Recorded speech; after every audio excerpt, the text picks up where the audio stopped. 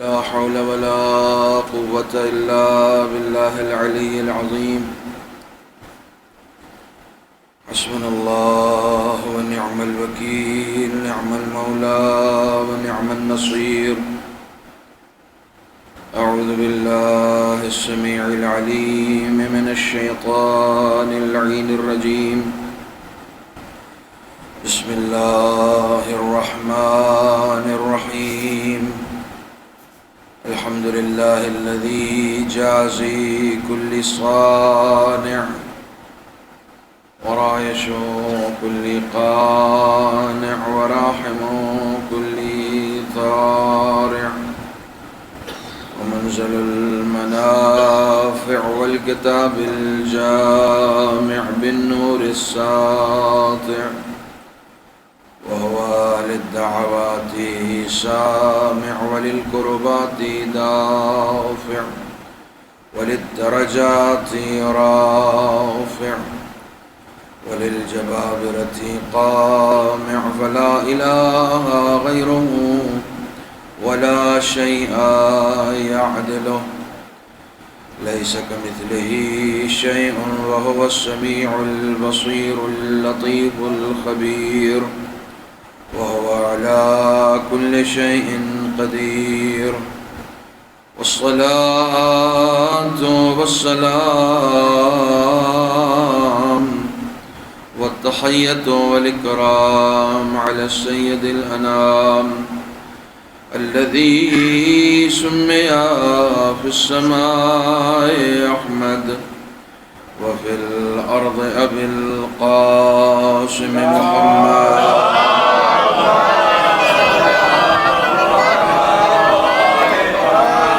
وعلى أهل بيته الطيبين الطاهرين المعصومين المظلومين الذين أذهب الله عنهم الرجس وطهرهم تطهيرا.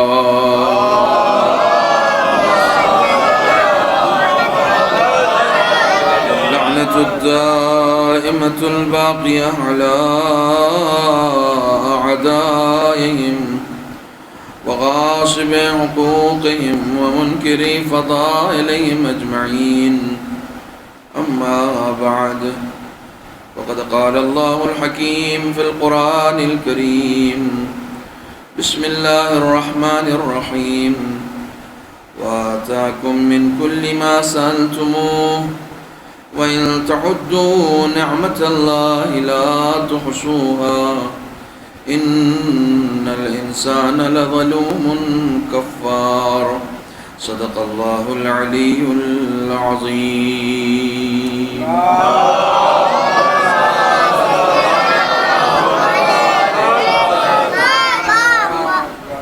برادران عزیز، سورہ مبارک ابراہیم کی 34ویں آیت کے ذیل میں جس سلسلہ گفتگو کو آپ سماعت فرما رہے ہیں، آج اس کی دوسری قسط ہدیہ سماعت ہے۔ عنوان گفتگو شکران نعمت اور کفران نعمت ہے۔ جیسا کہ کل عرض کیا گیا کہ جب بھی کوئی کسی بات کو سنتا ہے تو اس سننے والے کی بندگی میں چلا جاتا ہے، اور اگر سننے والا خدا کی طرف سے ہے تو وہ خدا کی بندگی کرتا ہے، اور اگر کہنے والا ینطقو عن ابلیس، اگر وہ ابلیس کی زبان، شیطان کی زبان بولتا ہے تو پھر وہ شیطان کی پیروی کرنے لگتا ہے۔ یہ مجلسیں ایک ایسا انسٹیٹیوشن ہے کہ عام طور پر اس میں شرکت کرنے والے چاہے جتنے بزرگ ہوں، وہ اپنے بچپن سے ان مجلسوں کو اسی طرز اور اسی حسن کے ساتھ دیکھتے چلے آ رہے ہیں۔ دنیا کے تمام علمی مراکز دنیا کے تمام ایجوکیشن سینٹرز، دنیا کے تمام علم دینے والے مراکز سے ان مجلسوں کا مزاج ذرا سا مختلف ہے۔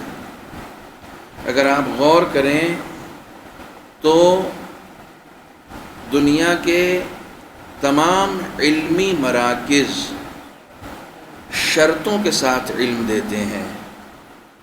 امام حسین کی مجلس بغیر کسی شرط کے علم دیتی ہے۔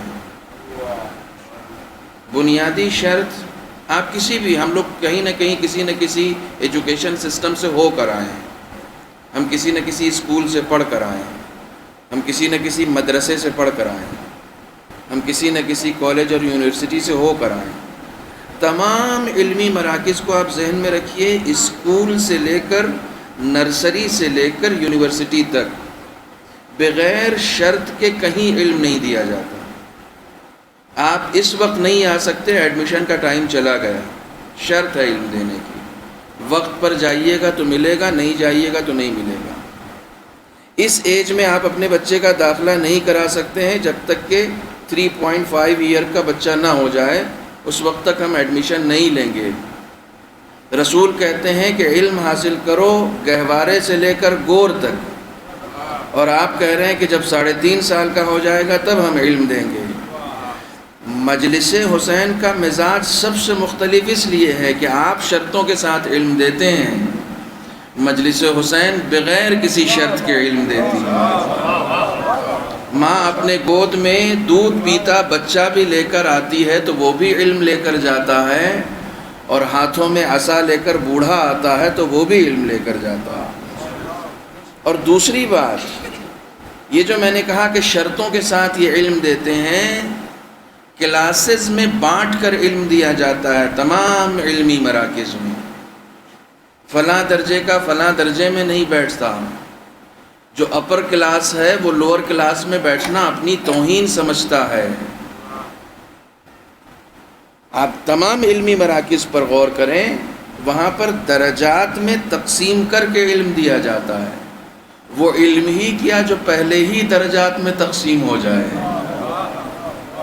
وہ علم ہی کیا جو پہلے سے ہی درجات میں تقسیم ہو جائے۔ جناب زینب کبریٰ کی قائم کردہ یونیورسٹی کا مزاج ہی مختلف ہے، یہاں کسی طرح کی درجہ بندی نہیں ہے، کسی طرح کی درجہ بندی نہیں ہے، جو بھی آئے گا سب کو برابر علم دیا جائے گا، اور کوئی بھی اپنے استغنا کا اعلان نہیں کر سکتا کہ نہیں اب مجھے ضرورت نہیں ہے۔ اس کے مزاج کو ایسا بنایا گیا ہے کہ چاہے بوڑھا آئے تو بھی علم لے کر جائے گا، بچہ آئے تو بھی علم لے کر جائے گا، ہر ایک برابر نہیں لے کر جائیں گے۔ توجہ فرمائیے گا، برابر کوئی نہیں، برابر دیا جانا ظلم ہوتا ہے، برابر دیا جانا ظلم ہوتا ہے۔ ہمارے یہاں جو برابری کا نوحہ پڑھنے والے لوگ ہیں کہ نہیں سب کو برابر ملنا چاہیے، برابر ملنا ظلم ہے۔ خدا بند عالم بھی کسی کو برابر نہیں دیتا۔ پچھلے ہی سال کا ایک جملہ ہے، ایک باپ کے 4 بیٹے ہیں، آپ میراث بانٹیں گے تو برابر بانٹیں گے، خدا قسمت جو دے گا وہ چاروں کی الگ الگ دے گا، وہ برابر نہیں بانٹتا ہے۔ کیوں نہیں برابر بانٹ رہا ہے؟ معبود ایک ہی باپ کے 4 بیٹے ہیں تو چاروں کی قسمت برابر کیوں نہیں رکھی؟ برابر دیا جانا ظلم ہوتا ہے، جو جس چیز کا مستحق ہے اس کو ہم وہی دیتے ہیں۔ توجہ فرما رہے ہیں؟ عدالت کا تقاضا یہ ہے کہ جو جس چیز کا مستحق ہے اس کو وہ دیا جائے۔ بہت توجہ رکھیے گا، جو جس چیز کا مستحق ہے اس کو وہ دیا جائے، وہ عین عدالت ہے۔ اور جس کو جو دے دیا گیا وہ اس پر راضی رہے، یہ عین بندگی ہے، وہ اس پر راضی رہے۔ تو برابر نہیں دیا جاتا ہے، برابر دیا جانا ظلم ہوتا، عدالت کے ساتھ دیا جاتا ہے۔ یہ واحد قوم ہے توحید پرستوں میں، یہ واحد قوم ہے جس کے یہاں توحید کے بعد عدالت کا بھی اقرار کیا جاتا ہے۔ ہمارے ہاں توحید کے بعد عدالت کا اقرار کیا جاتا ہے باقاعدہ کہ خداوند عالم کسی کے اوپر کبھی بھی ظلم نہیں کرتا ہے، جس کا جو حق ہوتا ہے اس کو وہ دیتا ہے۔ تو یہاں پر بھی برابر نہیں دیا جائے گا، بلکہ جو جیسا ظرف لے کر آئے گا اس کو اتنا ہی دیا جائے گا، ظرفیت کے مطابق۔ آنکھیں مجھے بھی خدا نے دی ہیں، موضوع نعمت ہے، توجہ فرمائیے، موضوع نعمت ہے، شکران نعمت اور کفران نعمت۔ آنکھیں مجھے بھی خدا نے دی ہیں، میں بھی دیکھتا ہوں۔ آنکھیں ایک نبی کو بھی دی ہیں، وہ بھی دیکھتے ہیں۔ نہیں، آپ کربلا سننے کے لیے بیٹھے ہوئے ہیں، آنکھیں حر کے پاس بھی ہیں، حرملہ کے پاس بھی ہیں۔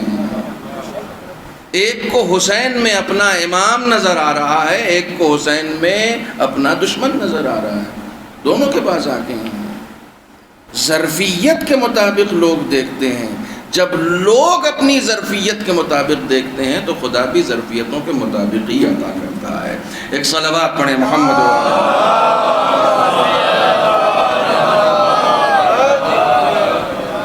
نعمت دو طرح کی ہوتی ہے۔ میں آغاز کر رہا ہوں یہاں سے تاکہ بات ہماری پہنچ سکے۔ سب سے پہلے میں ترجمہ نے کل بھی کیا تھا اور آج پھر ترجمہ کر رہا ہوں تاکہ بات کو پہنچا سکوں۔ ارشاد ہوتا ہے کہ جو کچھ تم نے ہم سے سوال کیا ہم نے سب کچھ عطا کر دیا، سب کچھ دے دیا۔ تم اگر میری نعمتوں کو گننا چاہو گے، شمار کرنا چاہو گے تو نہیں گن سکتے۔ اس کا مطلب یہ نہیں کہ ہم نہیں گنیں۔ خداوند عالم نے گننے کے لیے منع نہیں کیا ہے، اس نے کہا تمہاری توان سے باہر ہے، تم ہماری نعمتوں کو گن نہیں سکتے ہو، لیکن کسی دن تو بیٹھا کرو۔ جیسے اپنے تمام معاملات کا حساب کتاب کرتے ہو، رکھتے ہو، ویسے ہی ایک دن بیٹھو کہ خدا نے کون کون سی نعمتیں ہمیں دی ہیں، اس کو گنا جائے۔ اس سے ہوگا کیا؟ مولا کائنات نہج البلاغہ کے پہلے خطبے میں فرماتے ہیں وَلَا يُحْصِي نَعْمَاءَهُ الْعَادُّونَ، کوئی اگر خداوند عالم کی نعمتوں کو گننا چاہے تو اس کا احصاء نہیں کر سکتا۔ کوئی اگر خدا کی نعمتوں کو شمار کرنا چاہے تو اس کا احصاء نہیں کر سکتا، یعنی اس کے بس کا نہیں ہے۔ اس کا مطلب مولا کائنات یہ نہیں کہہ رہے ہیں کہ تم کو گننا نہیں ہے۔ خداوند عالم نے صرف ایک سورے میں ان لوگوں سے 31 ٹائم شکوہ کیا ہے، 31 مرتبہ صرف ایک سورے میں شکوہ کیا ہے کہ جو کفران نعمت کرتے ہیں۔ فَبِأَيِّ آلَاءِ رَبِّكُمَا تُكَذِّبَانِ، تم کون کون سی نعمتوں کو جھٹلاؤ گے؟ یعنی تم ہر آن اگر اپنی ذات پر غور کرو گے تو ہر آن میری نعمتوں کے محتاج ہو۔ اس کا مطلب یہ نہیں ہے کہ تم شمار نہیں کرو، ایک بار بیٹھو تو صحیح۔ ان نعمتوں کو ضروری تھوڑی ہے کہ نعمتوں کو اسی وقت یاد کیا جائے جب نعمتیں چھن جائیں۔ جب نعمتیں ہیں اس وقت یاد کرو۔ اس وقت یاد کرنے سے کیا ہوگا؟ اس وقت یاد کرنے سے یہ ہوگا کہ جب تم دی گئی نعمتوں کو یاد کرو گے، اس پر شکر ادا کرو گے تو ہم اور بڑھاتے چلے جائیں گے۔ نعمتوں پہ نعمتیں طلب مت کرو، بلکہ جو ہم نے دے دیا ہے اس کا شکر کرو۔ دیکھیے، اس سے پہلے کہ میں نعمتوں کی قسمیں بتاؤں، خداوند عالم کی بندوں کی قسمیں بتا دیتا ہوں۔ خداوند عالم نے اپنے تمام انسانی مخلوقات میں، ابھی آپ دیکھیں گے کہ مذاہب کی بھرمار ہے۔ اتفاق سے ہم ایک ایسے ملک میں رہتے ہیں کہ جہاں پر مذہب کی کوئی کمی نہیں، اور ایک مذہب میں کئی کئی مسالک ہیں، ایک مسلک میں کئی کئی فرقے ہیں۔ ہم ایک ایسے ملک میں رہ رہے ہیں کہ جہاں پر نہ مذہبوں کی کمی ہے، نہ مسلکوں کی کمی ہے، نہ فرقوں کی کمی ہے۔ توجہات، جہاں کسی چیز کی کمی نہیں ہے، لیکن قرآن مجید کی نگاہ میں، خداوند عالم کی نگاہ میں صرف 2 قسم کے بندے ہیں، تیسرا کوئی مذہب ہی نہیں ہے، صرف 2 قسم کے بندے ہیں، اما شاکرا و اما کفورا۔ یا تو ہمارے شکر گزار بندے اس دنیا میں پائے جاتے ہیں، یا کفران نعمت کرنے والے بندے پائے جاتے ہیں۔ خدا بند عالم کے یہاں صرف دو کیٹیگری ہے، یا تو میرے شکر کرنے والے ہو یا تو میرا کفر کرنے والے۔ شکر کے مقابلے میں کفر ہے، اسلام کے مقابلے میں کفر نہیں ہے۔ قرآن مجید پڑھو، لئن شکرتم، یہ بھی آیت قرآن مجید کی ہے، لئن شکرتم لازیدنکم، اگر تم نے شکریہ ادا کیا تو ہم اور بڑھائیں گے، وَلَئِن کفرتم، پھر شکر کے مقابلے میں کفر آ گیا۔ لیکن اگر تم نے کفران نعمت کیا تو اِنَّ عَذَابِي لَشَدِيدٌ، ہمارا عذاب بہت سخت ہے، یعنی عذاب خدا بند عالم کے نزدیک ان لوگوں کا مقدر ہے جو شکران نعمت نہیں کرتے ہیں، جو کفران نعمت کرتے ہیں۔ دو قسم کے لوگ خدا بند عالم کی نگاہ میں پائے جاتے ہیں، یا شکر کرنے والے یا کفر کرنے والے۔ انشاءاللہ خدا کی نگاہ میں ہم شکران نعمت کرنے والوں میں قرار پائیں، اس کے لیے صلوات پڑھیں محمد۔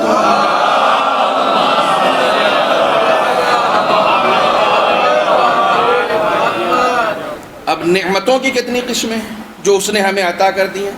مختلف جہات سے آپ ان نعمتوں کی تقسیم کر سکتے ہیں، مختلف جہات سے۔ چونکہ مجھے بات کو پھیلانا نہیں ہے، سمیٹنا ہے، اس لیے میں بہت زیادہ پھیلاؤں گا نہیں۔ مختلف جہات سے، مثلا خود قرآن مجید نے ایک تقسیم کی ہے نعمتوں کی، اس میں ظاہری نعمت اور باطنی نعمت کہا ہے کہ کچھ نعمتیں وہ ہوتی ہیں جو ظاہر ہوتی ہیں اور کچھ نعمتیں وہ ہوتی ہیں جو باطن ہوتی ہیں۔ اس کو آپ اس حوالے سے بھی تقسیم کر سکتے ہیں کہ کچھ نعمتیں وہ ہوتی ہیں جو عام ہوتی ہیں اور کچھ نعمتیں وہ ہوتی ہیں جو خاص ہوتی ہیں۔ عام نعمتیں، الم نجعل لہ عینین، کیا ہم نے تم کو دو آنکھیں نہیں عطا کی؟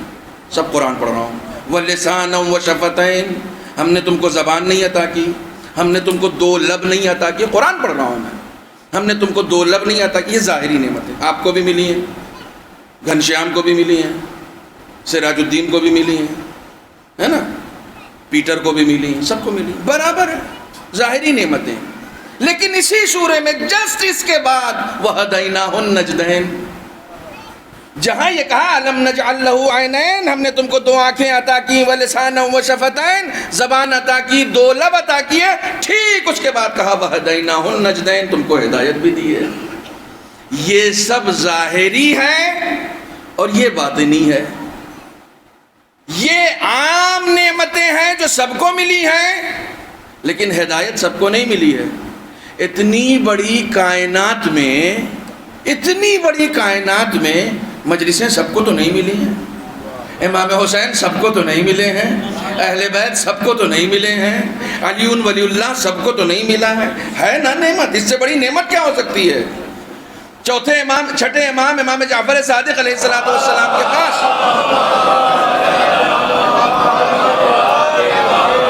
جب ایک شخص آتا ہے اور آنے کے بعد اپنی فقیری کی شکایت کرتا ہے تو امام اس کو یہ کہہ کے چپ کرا دیتے ہیں، انت لست بفقیر، تم فقیر نہیں ہو۔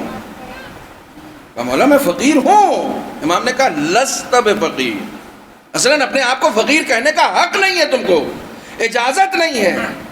کہا مولا کیسے؟ کہا ہماری ولایت ہے نا۔ فوراً امام نے پڑھ کہا ہماری ولایت ہے نا تمہارے پاس؟ کہا ہاں ہے۔ امام نے پوچھا کہ اگر کوئی تم سے ہماری ولایت خریدنا چاہے تو کتنے پیسے میں بیچو گے؟ کہا مولا یہ بکنے والی نہیں ہے۔ کہا ایسی دولت رکھ رکھی ہے جو بکنے والی نہیں ہو، اس کے بعد بھی اپنے آپ کو فقیر کہتے ہو، تم فقیر نہیں ہو۔ توجہ فرمانا، ایک قیمتی دولت تمہارے پاس ہے، ایک قیمتی نعمت تمہارے پاس ہے۔ تو بہت ساری نعمتیں ایسی ہوتی ہیں جو ظاہری ہوتی ہیں اور بہت ساری ایسی نعمتیں ہوتی ہیں جو باطنی ہوتی ہیں۔ مثلا آپ چونکہ امام حسین کی مجلس میں یہ گفتگو ہو رہی ہے اور پہلی مجلس میں میں نے مقدمہ ہی یہ عرض کیا تھا کہ خود مجلس حسین ایک بڑی نعمت ہے، تھوڑا سا اگر آپ لوگ گیٹ سے ادھر آ جائیں گے تو آنے والوں کو آسانی ہو جائے گی۔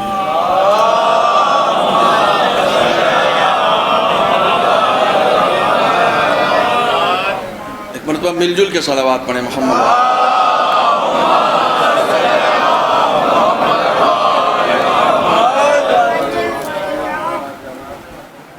ٹھیک محرم الحرام سے پہلے مقام عرفات میں سرکار سید الشہداء کا وہ معرکۃ الآرا، خدا سے راز و نیاز جسے دعائے عرفہ کہا جاتا ہے. میں اپنے سننے والوں سے یہ ریکویسٹ کر رہا ہوں کہ ایک بار جا کے عربی متن نہ پڑھیں، سخت ہے، ایک بار جا کے اس کا ٹرانسلیشن پڑھیں، ایک بار جا کے پوری دعائے عرفہ کا ٹرانسلیشن پڑھیں. پوری دعائے عرفہ میں امام حسین نے صرف خداوند عالم کی نعمتوں کو گنوایا ہے، یا نعمتوں کو گنوایا ہے، یا یہ کہا ہے کہ پالنے والے ہم تو شکر سے عاجز ہیں، تیرا شکر ہم کہاں سے کر سکتے ہیں. اصول کافی کی حدیث سنا رہا ہوں آپ کو. جناب موسیٰ سے خداوند عالم نے کہا، امام معصوم نے نقل کیا کہ جناب موسیٰ سے خداوند عالم نے کہا اے موسیٰ میرا شکر ادا کرو. تو جناب موسیٰ نے ہاتھ کھڑے کر لیے، کہا معبود میں نہیں کر پاؤں گا.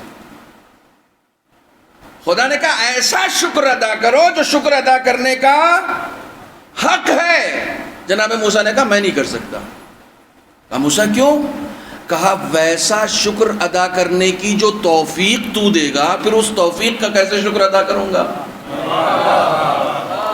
میں جو شکر ادا کروں گا اس شکر ادا کرنے کی توفیق بھی تو ہی دے گا، پھر میں اس توفیق کے کیسے شکر ادا کر سکتا ہوں؟ خدا کہتا موسیٰ میں یہی کہلوانا چاہ رہا تھا، تم یہ سمجھ گئے کہ ہمارا شکر ادا نہیں کیا جا سکتا. یہی تمام شکر ہے، یہی تمام شکر ہے کہ تم کو یہ بات سمجھ میں آ گئی کہ نہیں میں کہاں سے شکر ادا کر سکتا ہوں. بہت ساری چیزیں آپ کے روز مرہ کے مشاہدے کی ہیں، روز مرہ کے مشاہدے کی ہیں. آپ کا بچہ بیمار ہو گیا، خدا نہ خواستہ، کوئی آس پاس نہیں تھا، ایک بالکل انجان آدمی، اس نے آپ کے بچے کو اٹھایا، فوراً ہاسپٹل لے کر گیا، 2 انجیکشن لگوائے اور آپ کا بچہ صحت مند ہو گیا. آپ واپس آ گئے، پوری زندگی آپ اس کا شکر ادا کرتے رہتے ہیں، بغیر کسی غرض کے، بغیر کسی مطلب کے. اس کو کیا غرض تھی میرا بچہ مر جاتا؟ اس کو کیا غرض؟ آپ بار بار جہاں جہاں بیٹھتے ہیں وہاں وہاں اس کے بارے میں بات کرتے ہیں. ایک بار اگر زندگی میں آپ پر نہیں آپ کی اولاد پر کوئی احسان کر دیتا ہے تو آپ پوری زندگی اس کا قصیدہ پڑھتے ہیں. خدا کو شکوہ یہی ہے، خدا کو شکوہ یہی ہے کہ جس انسان کی زندگی کی ہر سانس میری نعمتوں کی مرہون منت ہے، وہ اپنی زندگی میں مجھے کیسے بھول جاتا ہے؟ ہر سانس. مثلا آپ کو یہ لگتا ہے کہ میں دعائے عرفہ کا ایک جملہ آپ کی خدمت میں پڑھ دوں، الحمدللہ. یہ جو خطبہ میں اپنی مجلس سے پہلے پڑھتا ہوں وہ بھی دعائے عرفہ کا ہے. الحمدللہ الذی جازی کل صانع. یہ پورا خطبہ جو روزانہ میں آپ کے سامنے پڑھتا ہوں یہ بھی دعائے عرفہ کا ہے. لیکن آج صرف ایک ٹکڑا آپ کی خدمت میں سنانا ہے. امام فرماتے ہیں ابتدأتنی بنعمتک. پالنے والے میرا آغاز ہی، یہ کون کہہ رہا ہے؟ یہ کون کہہ رہا ہے؟ یہ امام حسین کہہ رہے ہیں ابتدأتنی بنعمتک. پالنے والے تو نے میرا آغاز ہی اپنی نعمت سے کیا، یعنی میرا آغاز، میری ابتدا جو ہوئی ہے وہ تیری نعمت سے ہوئی ہے. کیسے؟ قبل ان اکون شیئا مذکورا. پالنے والے میری تو ابتدا ہی تیری نعمت سے ہوئی ہے، کیونکہ جب تک تیری نعمت نہیں تھی میں ناقابل ذکر تھا، میں قابل ذکر ہوا ہوں تیری وجہ سے. میں عالم وجود میں آیا ہوں. دیکھیں جب توحید کی بحث پڑھائی جاتی ہے تو واجب الوجود کس کی ذات ہے؟ خداوند عالم کی ذات ہے واجب الوجود. اس سے پہلے کوئی ذات نہیں تھی، اس نے خلق کیا. امام حسین فرماتے ہیں مولا خدایا میرا آغاز ہی تیری نعمت سے ہوا ہے.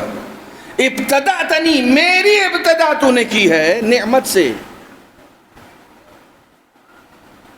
کیونکہ میں، دیکھیے وہ سورہ جو بی بی زہرا سلام اللہ علیہا کی شان میں نازل ہوا ہے،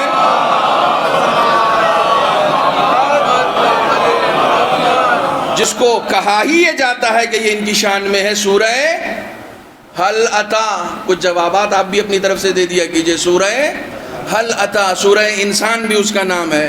ٹھیک ہے، حل عطا یہیں سے آیت شروع ہوتی ہے. حل عطا علی الانسان حین من الدہر لم یکن شیئا مذکورا. انسان کے اوپر ایک ایسا وقت نہیں آیا کہ وہ اصلاً قابل ذکر ہی نہیں تھا، اس کا کہیں تذکرہ ہی نہیں تھا. ہم نے پیدا کیا ہے. اور اس کے بعد آپ دعائے عرفہ جب پڑھیں گے تو پھر امام حسین ایک ایک کر کے اس کی نعمتوں کو یاد کرتے ہیں. پالنے والے، تو نے ہمیں کامل خلقت عطا کی، بے عیب بنایا.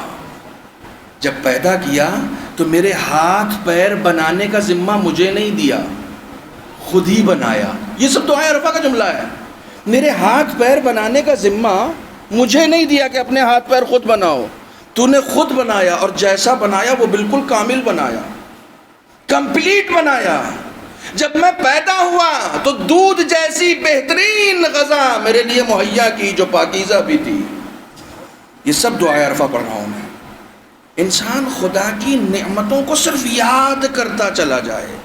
جب میں ہاتھ پیر ہلانے کے قابل نہیں تھا تب میری حفاظت کی. آج آپ اپنی حفاظت خود کر رہے ہیں؟ آپ کو یہ لگ رہا ہے؟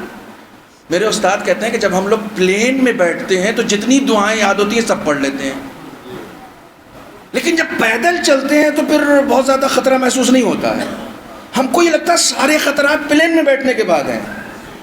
توجہ فرمانے، سارے خطرات یہاں ہیں، جبکہ خطرات ہر وقت ہیں. خطرات انسان کے ہر وقت ہیں. میں نے بہت سارے لوگوں کو دیکھا ایک سیڑھی سے اترتے ہوئے پیر پھسلا اور سیڑھی سے نہیں دنیا سے چلے گئے. ایک سیڑھی سے بہت سارے لوگوں کو دیکھا گیا. بچہ بہت بڑی اونچائی سے گرا اور محفوظ رہا. یہ روزانہ کے مشاہدات ہیں ہمارے. توجہ فرمائیے گا، یہ روزانہ کے مشاہدات ہیں. کون بچا رہا ہے ہمیں؟ ہمیں یہ لگ رہا ہے کہ ہمارے ہاتھ پیر قوی ہو گئے ہیں تو اب میں اپنا ڈیفنس خود کر سکتا ہوں. بہت توجہ رکھیے گا، میں اپنا ڈیفنس خود کر سکتا ہوں، میں اپنا بچاؤ خود کر سکتا ہوں. ایک سوال کرتا ہوں تاکہ اس سوال کے ذریعے سے میں اپنی گفتگو کو آگے بڑھا سکوں.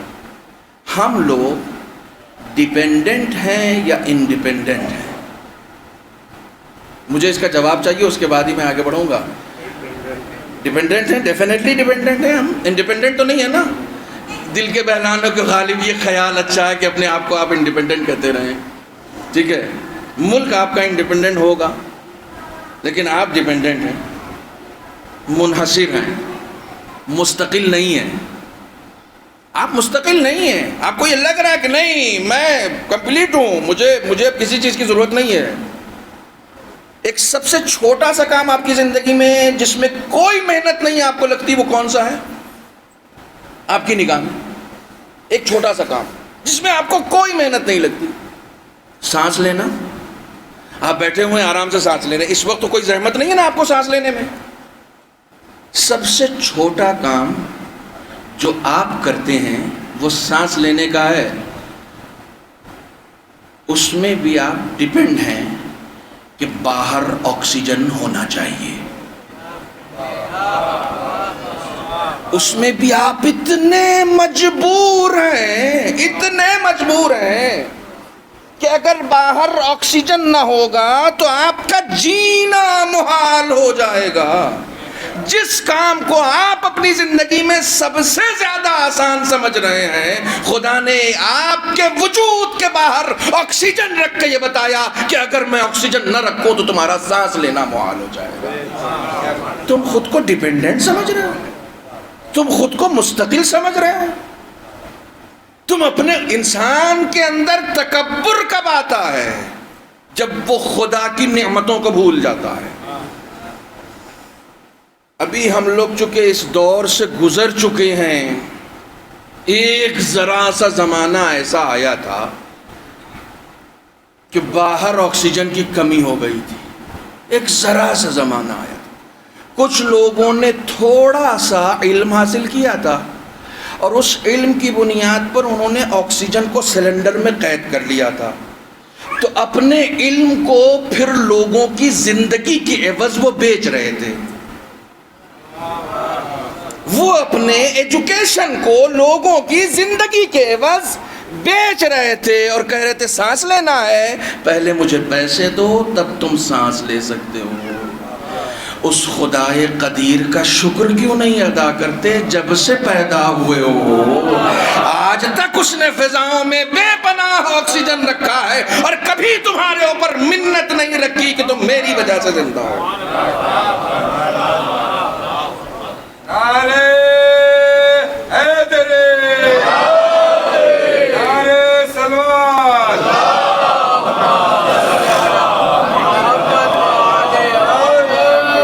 ہم یہ سمجھتے ہیں سب کچھ ہمارا اپنا ہے، سب کچھ ہمارا اپنا ہے.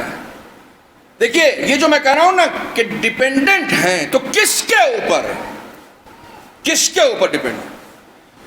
بس ذرا سا بچے کو اچھی سی تعلیم دلوا دیں اور اس کے بعد اس کو ایک نوکری لگ جائے تو پھر وہ ڈیپینڈ کس کے اوپر ہو جائے گا؟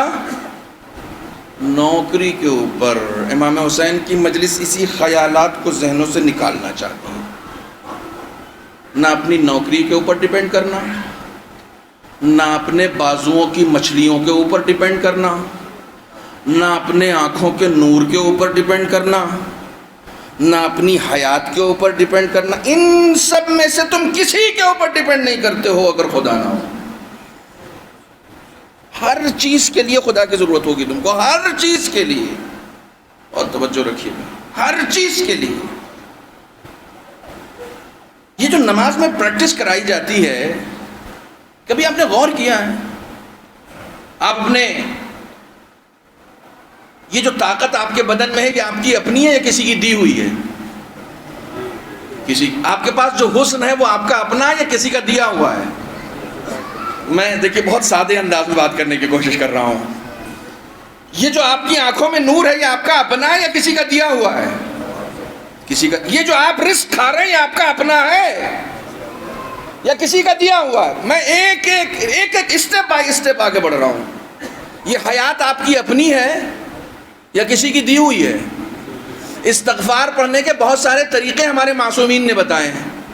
استغفر اللہ ایک طریقہ، استغفر اللہ و اتوب الیہ، استغفر اللہ ربی واتوب الیہ، استغفر اللہ الذی لا الہ الا هو الحی القیوم واتوب الیہ، استغفر اللہ الذی لا الہ الا هو الحی القیوم الرحمن الرحیم واتوب الیہ، استغفر اللہ الذی لا الہ الا هو الحی القیوم الرحمن الرحیم ذو الجلال والاکرام واتوب. اسی طریقے سے دسیوں طریقے بتائے ہیں معصومین نے صرف جدے بھائی استغفار پڑھنے کے.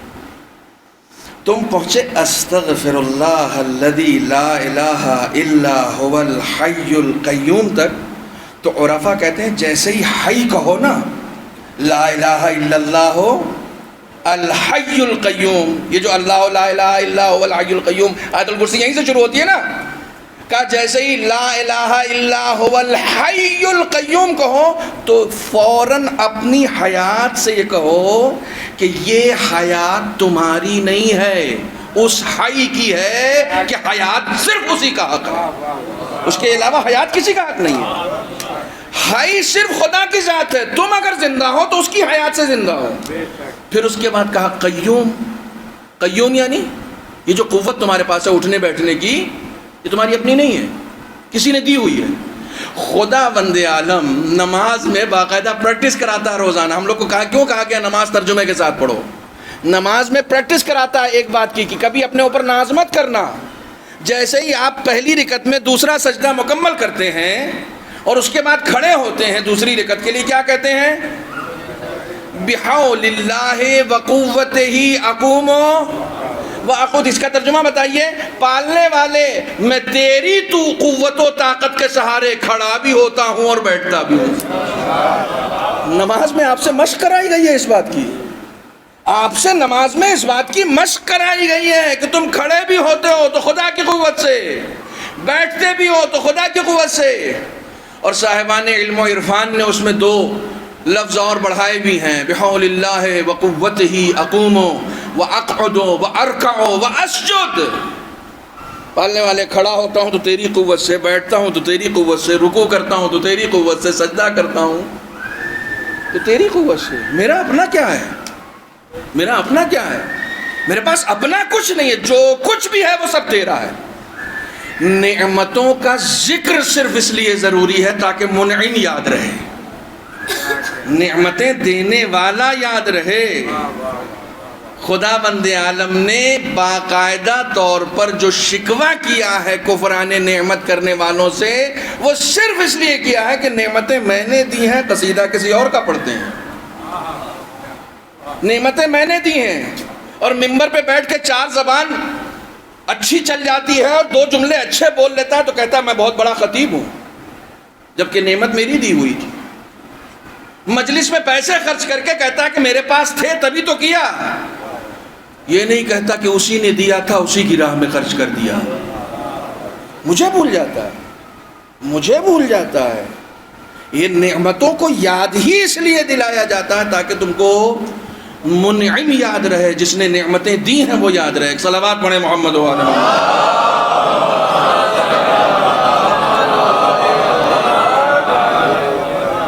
ایک مرتبہ اور صلوات پڑھیں محمد و آل محمد۔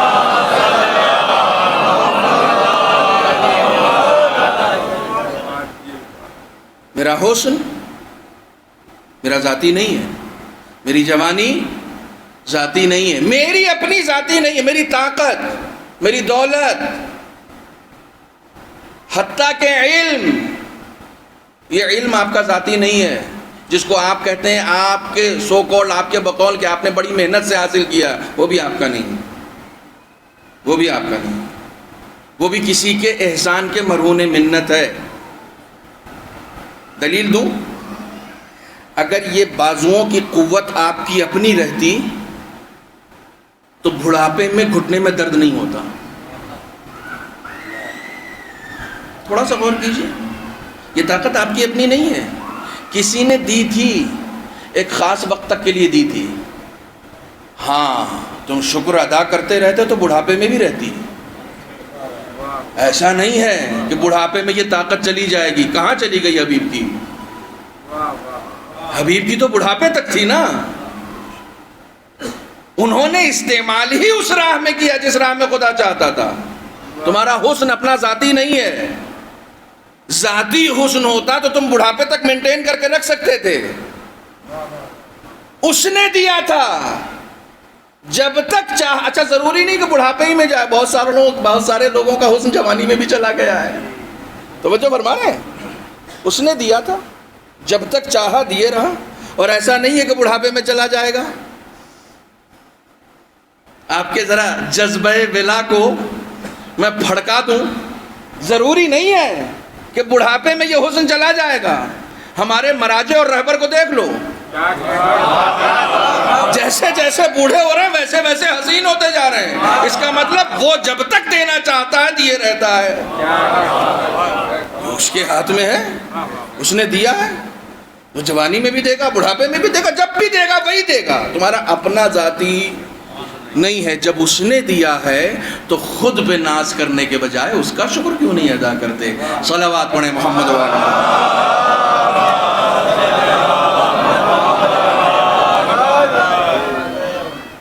امام حسین فرماتے ابتدأتنی بنعمتک، پالنے والے میری ابتدا، میرا آغاز تو نے اپنی نعمت سے کیا ہے۔ کب؟ جبکہ میں لم اکو شیئا مذکورا، قابل ذکر بھی نہیں تھا۔ اس کے بعد تفصیل کے ساتھ امام حسین نے اپنے بچپن میں خدا کی دی ہوئی نعمتوں کا ذکر فرمایا کہ کون کون سی نعمتیں تو نے عطا کی، کس کس وقت عطا کی۔ مجھے بے عیب بنایا، ماں کے دل میں میرے لیے مہربانی رکھی، جس دائی نے مجھے پیدا کیا اس دائی کے دل میں میرے لیے محبت ڈالی۔ وہ محبت بھی ذاتی نہیں ہوتی، ماں کی محبت بھی ذاتی نہیں ہوتی ہے، باپ کی محبت بھی ذاتی نہیں ہوتی ہے۔ توجہ فرمائیے گا، سخت جملہ کہہ رہا ہوں میں۔ باپ ماں کی محبت بھی ذاتی نہیں ہوتی، ذاتی ہوتی تو ہر لمحہ ہوتی، ذاتی ہوتی تو ہر لمحہ ہوتی۔ قیامت کا منظر نقل کیا ہے قرآن نے. اس آیت کو شاید میں اس منبر پر 10 مرتبہ پڑھ چکا ہوں اور پھر پڑھ رہا ہوں آج. یوم یفر المرء من اخیہ وامہ وابیہ. قیامت کے میدان میں باپ اپنے بیٹے سے بھی بھاگے گا. محبت ذاتی ہوتی تو بھاگتا نہیں. ایک خاص وقت تک کے لیے خدا نے دی تھی, دنیا میں محبت دی ہے, وہاں نہیں دی ہے. اصل محبت خدا کی ہے, اصل مہربانی خدا کی ہے. خدا ہی مہربان ہے. اس نے اپنی مہربانیوں میں سے تھوڑا سا حصہ ماں کے دل میں ڈالا ہے. اس نے اپنی محبتوں میں سے تھوڑا سا حصہ باپ کے دل میں ڈالا ہے تاکہ تم محسوس کر سکو کہ جب اس کی مہربانیوں کے عکاس اتنے مہربان ہیں تو حقیقی خدا کتنا مہربان ہوگا. تم محسوس کر سکو. تمہاری حیثیت آئینے سے زیادہ نہیں ہے. یہ مثال میری نہیں, امام رضا علیہ السلام کی ہے.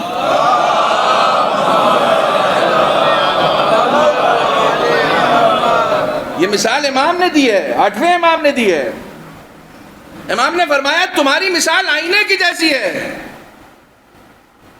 جب تم آئینہ دیکھتے ہو تو آئینے میں جو عکس ہوتا ہے اس کا حسن اس کا ذاتی ہوتا ہے یا تمہارا ہوتا ہے؟ آئینے کا کوئی عکس نہیں ہے. جو اس کے اوپر جھلک رہا ہے وہ تم ہو. وہ خود سے حرکت بھی نہیں کر سکتا, وہ خود سے ہنس بھی نہیں سکتا, وہ خود سے رو بھی نہیں سکتا جب تک تم نہ ہنسو. یعنی تمہاری مرضی کے مطابق اس کے اوپر عکس دکھائی دیتا ہے. امام نے کہا تمہاری مثال آئینے کی طرح ہے, حقیقی تصویر کہیں اور ہے. خدا نہ چاہے تو تم ہنس بھی نہیں سکتے, رو بھی نہیں سکتے. اس کی مرضی سے ہو رہا ہے. تم آئینہ ہو اس دنیا میں, اس کے مظاہر, اس کے کرم کا آئینہ, اس کے حسن کا آئینہ, اس کے جلال کا آئینہ, اس کے جمال کا آئینہ. بے پناہ نعمتوں کا ذکر کیا امام حسین علیہ السلام نے, اور اس کے بعد آپ نے فرمایا لو عمرتھا, خدایا اگر مجھے ایک لمبی عمر دے دی جائے. کون کہہ رہا ہے یہ امام حسین کہہ رہے ہیں. لو عمرتھا, معبود اگر مجھے ایک لمبی عمر دے دی جائے, کیوں ان اؤدی شکر واحدۃ من انعمها ما استطعت. اے میرے معبود اگر مجھے ایک لمبی عمر دے دی جائے تاکہ میں تیری نعمتوں میں سے صرف ایک نعمت کا شکر ادا کر سکوں, صرف ایک نعمت کا.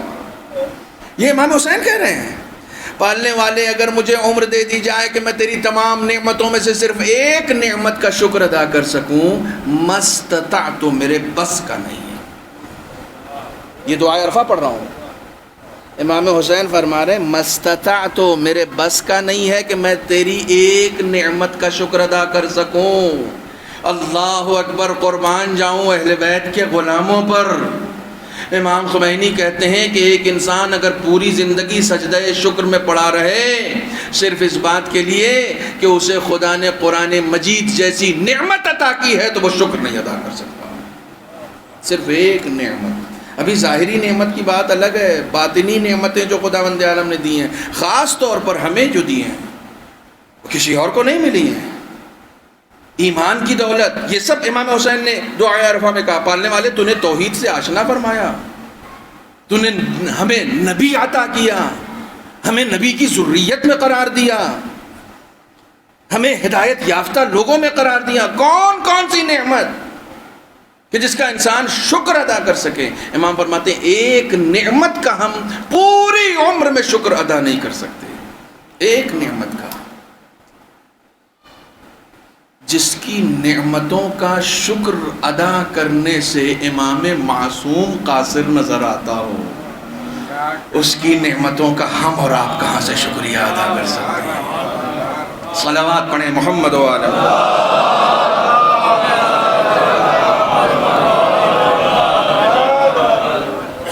اب ظاہری نعمتیں اور باطنی نعمتیں.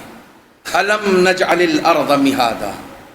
انشاءاللہ آگے آنے والی مجلسوں میں یہ موضوع بہت زیادہ انٹرسٹڈ اس لیے بھی ہوگا کیونکہ کئی مرتبہ خدا اپنی نعمتوں کو راستے میں چینج کر دیتا ہے, بھیجتا ہے وہاں سے نعمتیں آپ نے مانگی ہوتی ہیں، لیکن پھر بیچ میں کچھ ایسا ہو جاتا ہے کہ خدا فرشتوں سے کہتا ہے چینج کر دو، اب اس کو حیات لے کر جا رہے تھے نا، اس کے لیے موت میں تبدیل کر دو، نعمت کو نقمت میں بدل دیتا ہے۔ آگے آنے والے انشاءاللہ مجلسوں میں وہ کون سے گناہ ہیں کہ جن کی بنیاد پر انسان پر نازل ہونے والی نعمت نقمت میں بدل جاتی ہے، یعنی ثواب عذاب میں بدل جاتا ہے۔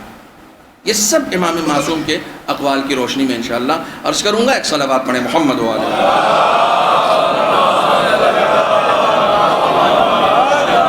ایک دو جملے صرف عرفان نعمت اور ادراک نعمت اور عرفان منعم کے حوالے سے، یعنی نعمتوں کا ادراک ہونا چاہیے۔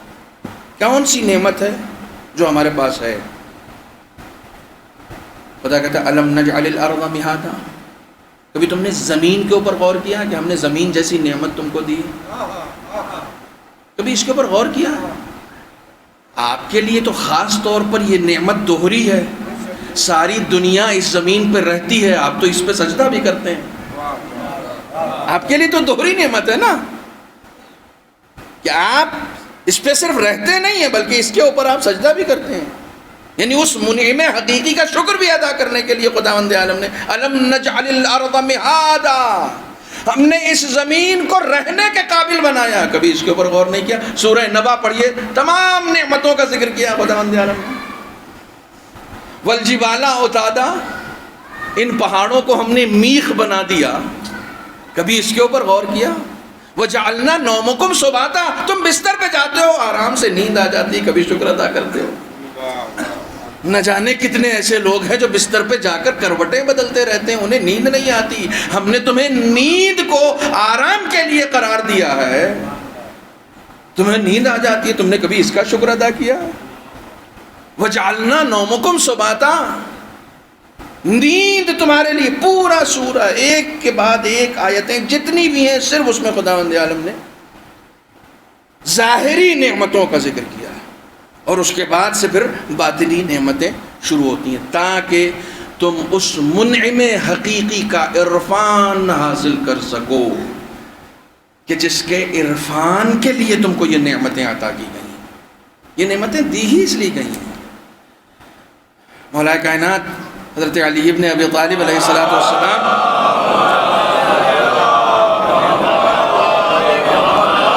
نہج البلاغہ میں ارشاد ہے، آپ فرماتے ہیں کہ نعمت کے لیے، ہر نعمت کے لیے اس کا حق یہ ہے کہ جس منعم نے تم کو یہ نعمت عطا کی ہے اس کی اطاعت میں صرف کرو، جیب رسد کے گناہ میں صرف کرو۔ مطلب میں نے آپ کو کچھ دیا، میں نے آپ کو کچھ دیا کہ بھئی یہ آپ اس کام میں لے کر آئیں، بجائے آپ اس کام میں لانے کے کہ جس مقصد کے لیے میں نے دیا ہے کسی اور ایسے کام میں لے کر آئیں جو میری مرضی کے خلاف ہے۔ مولا کائنات فرماتے ہیں سب سے بڑا ظلم اور کفران نعمت یہ ہے کہ انسان خدا کی نعمتوں کو اس راہ میں استعمال کرے جس میں وہ راضی نہیں ہے۔ یہ ہاتھ میرا تھوڑی ہے، خدا نے دیا، یہ آنکھیں میری تھوڑی ہیں، خدا نے دی ہیں، یہ کان میرے نہیں ہیں، یہ اعضاء و جوارح میرے نہیں، اس میں سے میرا کچھ بھی نہیں ہے۔ مولا کائنات نہج البلاغہ میں فرماتے ہیں وَأَعْضَاؤُكُمْ شُهُودٌ، جن اعضاء و جوارح پہ تم ناز کرتے ہو وہ اعضاء و جوارح خدا کے گواہ ہیں۔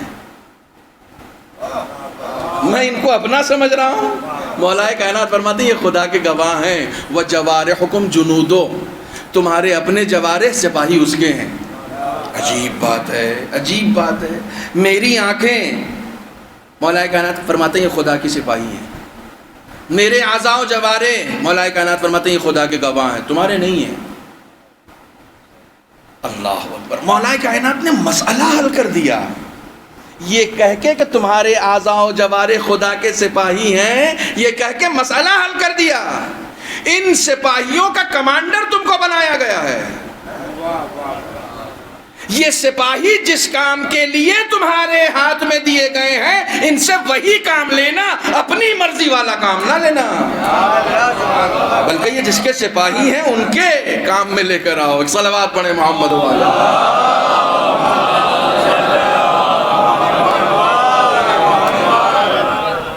میرے ہاتھ پیر خدا کے سپاہی ہیں، تو اس کو خدا کے کام میں لے کر آؤ، چونکہ مجھے کمانڈر بنا دیا گیا ہے، مجھے کمانڈر بنا دیا گیا۔ اور ایک جگہ اسی حدیث شریف میں مولا کائنات نے یہاں تک فرمایا وَضَمَائِرُكُمْ أَعْيَانُهُ، اللہ اکبر اللہ اکبر۔ تمہارے ضمائر کہتے ہیں چھپی ہوئی چیزوں کو، ہم یہاں پر ترجمہ کریں گے ضمیر، میرا ضمیر اپنا، ٹھیک ہے، میری عقل، میری روح، وہ چیزیں جن سے میں زندہ ہوں اور چھپی ہوئی ہے۔ مولا کائنات فرماتے ہیں یہ ساری چیزیں خدا کی جاسوس ہیں۔ مفتی جعفر حسین صاحب نے یہی ترجمہ کیا ہے، خدا کے جاسوس ہیں، اعیانو۔ ہم ترجمہ کرتے تو شاید کہتے یہ خدا کی آنکھیں ہیں، لیکن بڑا خوبصورت ترجمہ انہوں نے کیا کہ یہ جو تمہارے اپنے ضمائر ہیں یہ سب خدا کے جاسوس ہیں، یہاں تم اپنے لیے استعمال کرو گے، وہاں وہ خدا کے لیے گواہی دیں گے، وہاں سب خدا کے لیے گواہی۔ اس نے دیا ہے، اس نے دیا ہے۔ مختصر سی زندگی ہے، مختصر سی، اور اتنی مختصر سی ہے کہ خدا کی قسم کب گزر جاتی ہے پتہ نہیں چلتا۔ میں نے کل ہی کہا تھا کہ یہ 2014 سے میں پڑھ رہا ہوں، 9 سال کم ہوتے ہیں، 9 سال گزر گئے، 9 سال ہمارے گزر گئے۔ صرف یہ وہ 9 سال وہ ہیں جو ہم اور آپ ساتھ میں تھے، وہ 9 سال گزر گئے، پتہ بھی نہیں چلا۔ اور بہت سارے ایسے لوگ اس مجلس میں ہیں، بہت سارے لوگ جو 9 سال سے ساتھی ہیں، بہت سارے ساتھی جو ہیں وہ بگڑتے اور بنتے رہے، لیکن بہت سارے ایسے ہیں جو 9 سال سے ہیں۔ یہ دنیا دار مفر ہے، فرار کر جانے والی، آخرت دار مقر ہے، جس کے یہاں قرار پایا جاتا ہے۔ کچھ کرنا ہے تو دنیا فرار کے لیے مت کرو، دنیا قرار کے لیے کرو۔ صلوات پڑھیں محمد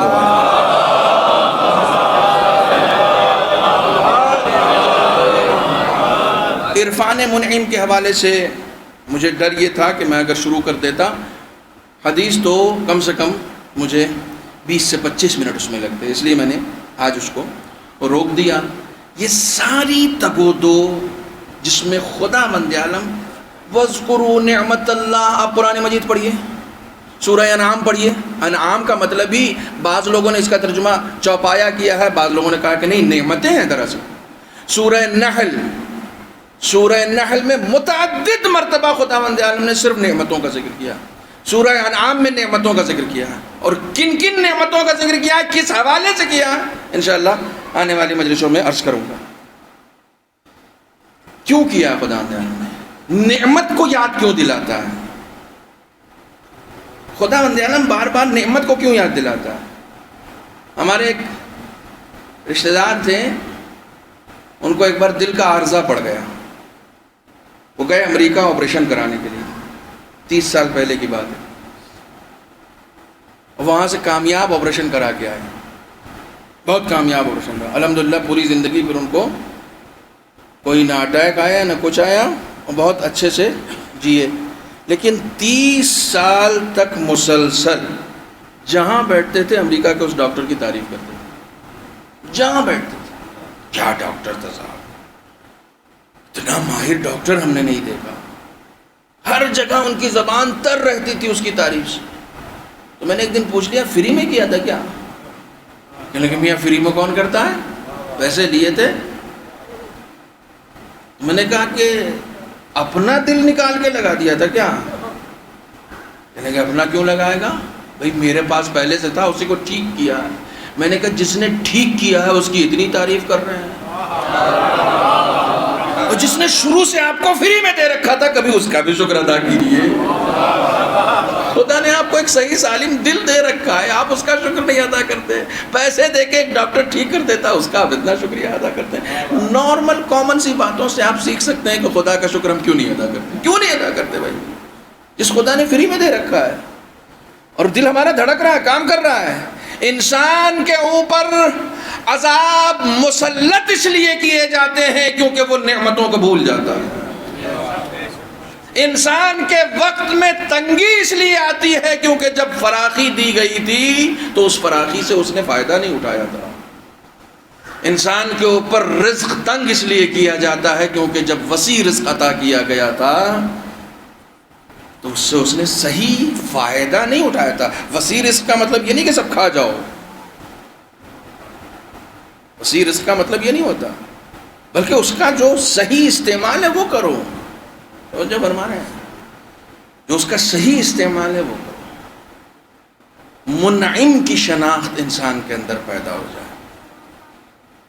شکر مثلا میں آپ ایک کام کیجئے گا، اردو میں بھی مصائب کی کتابیں چھپ چکی ہیں ہمارے ہاں، میں بار بار کہتا ہوں اور اس کا مجھے گلہ بھی ہے، رہے گا گلہ، زندگی بھر گلہ رہے گا۔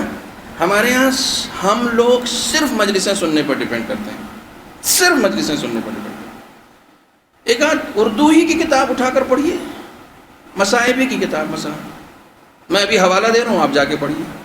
امام حسین کا شب عاشور کا خطبہ پڑھ لیجیے، جائیے۔ شب عاشور کا خطبہ یہی سے شروع ہوتا ہے، اسنی، میں خدا کی ثنا کرتا ہوں، میں خدا کی حمد کرتا ہوں۔ آپ سے ابھی کہا جائے کہ آپ خدا کی تعریف کیجئے تو آپ پوچھیں گے کیوں کروں؟ کوئی وجہ تو ہونی چاہیے نا، کیوں کروں؟ مثلا میں مجلس پڑھنے بیٹھتا ہوں تو میں مجلس سے پہلے الحمدللہ کہتا ہوں، خطبہ پڑھتا ہوں، خدا کی تعریف کرتا ہوں کہ میں اب مجلس پڑھنے جا رہا ہوں۔ ہم لوگ خدا کو اس وقت یاد کرتے ہیں جب چاروں طرف سے گھر جاتے ہیں، اور جب گھر جاتے ہیں اور دعا قبول نہیں ہوتی تو خدا سے لڑ پڑتے ہیں، پھر نہیں یاد کرتے۔ امام حسین 3 دن کے بھوکے ہیں، 3 دن کے پیاسے ہیں، اور صرف بھوک اور پیاس نہیں ہے، پورا کنبہ بھوکا اور پیاسا ہے۔ آپ اس ماحول کو دیکھیے کہ شب عاشور میں امام حسین کس حالت میں ہیں۔ بچے پیاس سے بلک رہے ہیں اور امام حسین کہتے ہیں میں حمد کرتا ہوں اس خدا کی، میں تعریف کرتا ہوں اس خدا کی، میں ثنا کرتا ہوں اس پروردگار کی۔ امام حسین سے جا کے پوچھیے یہ کون سا شکر کا وقت ہے؟ آپ کے بچے تو بھوکے پیاسے ہیں، آپ کیسی مصیبت میں پھنسے ہوئے ہیں، اب کس چیز کا آپ شکر ادا کر رہے ہیں؟ اب کس چیز کے لیے آپ ثنا کر رہے ہیں؟ تو آپ کو پتہ چلے گا کہ آپ کربلا سننے کیوں آئے۔ نعمتوں کی فراخی میں خدا کو یاد کرنا کمال نہیں ہے، بلا اور مصیبت میں خدا کو یاد کرنا کمال ہے۔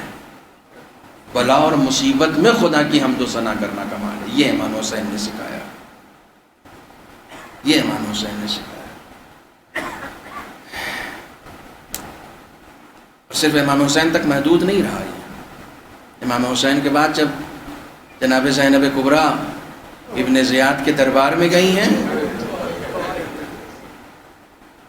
تو وہاں آپ نے کیا اعلان کیا؟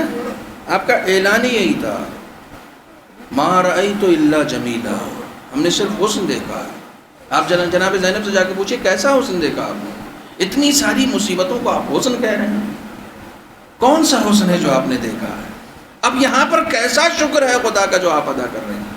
خدا کی قسم توحید کی جلوہ نمائی اگر کہیں نظر آتی ہے تو یا کربلا کے شہیدوں میں نظر آتی ہے یا کربلا کے اسیروں میں نظر آتی ہے۔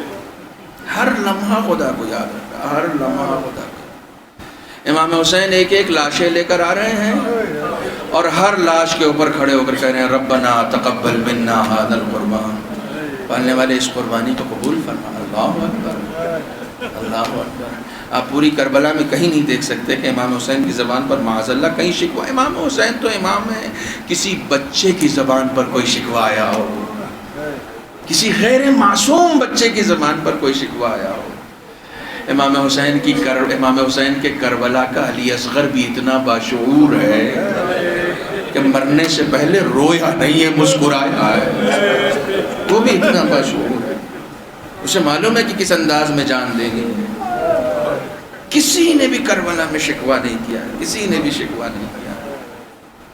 امام حسین ایک ایک لاش کو لے کر آتے ہیں اور ہر لاش کے اوپر کھڑے ہو کر کہتے ہیں ربنا تقبل منا ھذا القربان، معبود اس قربانی کو قبول فرما۔ اور جب خود حسین اس دنیا سے چلے جاتے ہیں تو زینب کبریٰ 11 محرم کو حسین کے لاش پر کھڑے ہو کر کہتی ہے ربنا تقبل منا ھذا القربان۔ اب حسین کے جنازے پر کون کہے گا؟ پالنے والے اس قربانی کو قبول فرما۔ اب زینب اپنی قربانی کو خدا کی بارگاہ میں پیش کر رہی ہے۔ یہ توحید کی جلوہ نمائی ہے، یہ توحید کی جلوہ نمائی ہے۔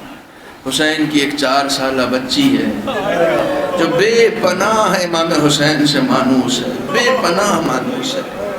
تاریخیں بتاتی ہیں کہ جب حسین رخصت آخر کے لیے آئے تھے تو یہ بچی گھوڑے کے قدموں سے لپٹ گئی تھی۔ امام حسین اپنی سواری سے یہ کہہ رہے تھے کہ مجھے معلوم ہے تو صبح سے کئی مرتبہ گیا ہے، تھک گیا ہے، لیکن حسین تجھ سے وعدہ کرتا ہے کہ یہ آخری سواری ہے، اب اس کے بعد کوئی زحمت نہ ہوگی۔ اس جانور نے اپنی زبان بے زبانی سے روتے ہوئے، شیخ محمدی نے اپنی کتاب میں مقاتل کے حوالے سے لکھا ہے، آنسو بہاتے ہوئے گھوڑے نے ایک مرتبہ مظلومی کے ساتھ حسین کو دیکھا، پھر اپنے پاؤں کی طرف دیکھا، اور شاید حسین سے یہ کہہ رہا تھا آقا میں چلنے کے لیے تیار ہوں مگر آپ کی چہیتی میرے پاؤں میں بیڑی بن کر بیٹھی۔ امام گھوڑے سے اترتے ہیں اور اترنے کے بعد اپنی 4 سالہ بچی سے یہ کہتے ہیں کہ بیٹا آپ نے تو ہمیں رخصت کر دیا تھا، آپ نے تو ہمیں رخصت کر دیا تھا۔ کہا بابا 2 باتیں ستا رہی ہیں، بس 2 فرمائشیں میری پوری کر دیجئے پھر آپ چلے جائیے۔ سب سے پہلے تو اس بچی نے کہا کہ بابا کیا آپ مرنے کے لیے تیار ہو گئے ہیں؟ کیونکہ معلوم ہے کہ جو بھی گیا ہے وہ واپس نہیں آیا۔ کہا بابا میری 2 فرمائشیں ہیں وہ پوری کر دیجئے۔ کہا پہلی فرمائش؟ کہا پہلی فرمائش یہ ہے سید زادو، ایک مظلومہ اپنے باپ سے کہہ رہی ہے میرے سر پہ ایسے ہاتھ پھیریے جیسے یتیموں کے سر پہ پھیرا۔ آپ ذرا سوچیں اس باپ پہ کیا گزرے گی جس کی بیٹی اس سے کہے کہ ایسے ہاتھ پھیریے جیسے یتیموں کے سر پہ پھیرا جاتا ہے۔ حسین نے کہا اے بیٹا میری موجودگی میں تم اتنی مظلومہ ہو گئی کہ احساس یتیمی ستانے لگا۔ کہا بابا دوسری فرمائش یہ ہے کہ جانے سے پہلے ایک مرتبہ اپنے سینے پہ سلا لیا، کیونکہ مجھے معلوم ہے کہ آج کے بعد آپ کا سینہ نصیب نہیں ہوگا۔ حسین نے سینے پر تو سلایا مگر 11 محرم کو بڑا عجیب و غریب منظر دیکھا گیا۔ جب پورا قافلہ جا رہا تھا حسین کی یہ 4 سالہ بچی پھر حسین کے سینے سے لپٹی ہوئی ہے۔ کبھی زینب ہٹانا چاہتی ہیں، کبھی سید سجاد ہٹانا چاہتے ہیں، کبھی ام کلثوم آگے بڑھ کے ہٹانا چاہتی ہیں، مگر بچی ہے اور باپ کا سینہ ہے۔ زینب کہتی ہے بیٹا اس جنگل میں رہ کر کیا کرو گی، مگر بچی ہی تو ہے۔ اس نے ایک ضد پکڑ لی کہ نہیں میں اپنے بابا کو بے گورو کفن چھوڑ کر نہ جاؤں گی۔ ارے سید سجاد آئے، زینب آئے، جب کسی